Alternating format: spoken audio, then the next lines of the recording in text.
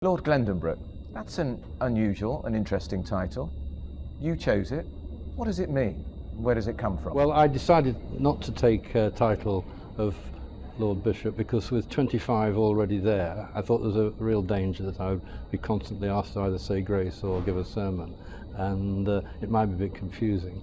The thought that I might be on the clerical benches, so in fact I've chosen an Australian title after where my father was brought up in New South Wales in Australia, and Glendonbrook is part of the Hunter Valley area in New South Wales. Very good wine down there. And a lot of coal to be mined as well. Wine is a relatively new arrival on the scene. It was originally a pastoral and coal mining area, but it's now better known for its wine. You've always been interested in film. Why did you decide to become so closely associated with the Iris Prize? Well, I first became involved with film when I was chairman of Channel 4 television, and during my time we rolled out Film 4 and made some memorable films such as War 4 Weddings and a Funeral and The Madness of King George, and then we made about another 40 films, some of which were eminently forgettable, but it was a very interesting experience. The idea was to make films for television, and the ones which were particularly good could go on general release, and about half a dozen did out of about 40 that we made. And I realized very early on the swings and roundabouts of the film industry and how very difficult it was for writers and producers to get their material on the air, and what a great lottery it is in succeeding. So I'm very interested in this particular project, the Iris, which I think is helping a particular section of the community to get their opinion and their views across on film. As a businessman in the city, Michael, you were unusual in being openly gay, out and proud. Do you recognise that it's still a real difficulty for some people in Britain and other parts of the world to come out as lesbian or gay and to become accepted in the mainstream? It's far, far easier than it was, but it's and will always remain a perennial issue. And I think that it moves in areas. Some parts of the world have liberalised and have become it's been a far easier place to work than many others. We must never forget that the community is still oppressed in many parts of the world.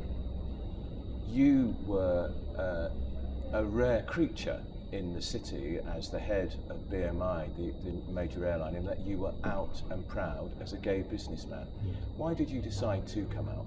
Well, I think that first of all that it was so widely known by my colleagues and friends, and that it was at a period, I have to say, in the mid-1990s where there was a certain fever in the tabloids and journalists about really a game to see how many people could be out, and I wasn't willing to play that game, and I thought by far the best thing to do was to confirm what most people knew already. I thought it was a very enhancing experience, actually. I had some most amazing letters and friends and people I didn't know at all who wrote to me, and I have never regretted it for a moment. You're also quite unusual, if you don't mind me saying, in that you're a conservative politician supporting lesbian and gay issues, when in the past it's been almost the exclusive domain of the left of the political spectrum. I think it's been a wagon that's been rolling for some time. I think the first thing to say, and I would readily and willingly acknowledge the fact that from 1997 onwards, with the return of the Labour government, a good start was made right at the beginning in changing the agenda, and I think that was an important change. It was a real good step forward, and I think that it's very interesting that David Cameron's government and David Cameron himself has consolidated and willing to carry the agenda forward as well, particularly in the area of legalising marriage, and I think that is an enormous step forward, and one that not every government would take. It's interesting that in Australia, which is seen as an extremely free and liberal society, the current Labour government in Australia is doing everything in its power to prevent that kind of legislation coming onto the books, even to the point of not really wanting to have formal civil partnerships. Now, we're delighted that you've become our new patron of the Iris Prize.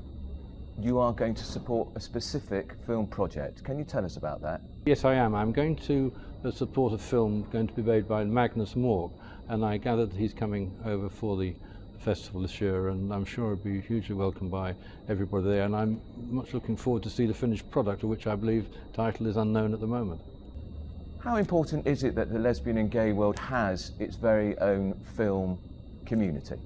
Well, I think it's very important that every part of society has a window on the world, and I think that film, of course, is that window for the media, for television, and it is very, very important that all groups in society who have something to say of importance and which really impacts on their fellow man should be able to express themselves freely and uninhibitedly.